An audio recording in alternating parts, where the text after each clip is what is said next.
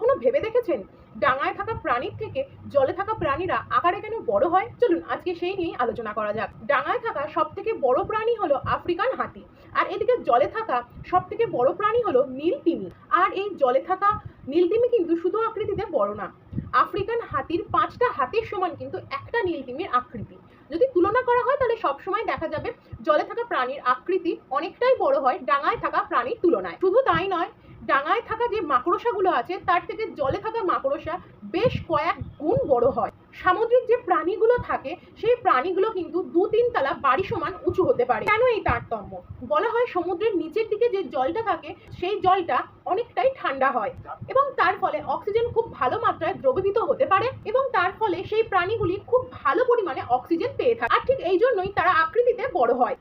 আর ডাঙায় থাকা প্রাণীরা অক্সিজেন পেলেও জলে থাকা প্রাণীর তুলনায় কম পাওয়ার জন্য তারা আকৃতিতে জলে থাকা প্রাণীর মতন বাড়তে পারে না। ডাঙায় গ্র্যাভিটি অনেকটাই বেশি থাকে, যার জন্য আমাদেরকে সবসময় নিচের দিকে টানে। জলে থাকা প্রাণীরা সবসময় তো জলে ভাসতেই থাকে, আর সেই জন্য তাদের ওজন নিয়ে চলতে খুব একটা সমস্যা হয় না, আর তার ফলেই তারা আকৃতিতে বড় হয়।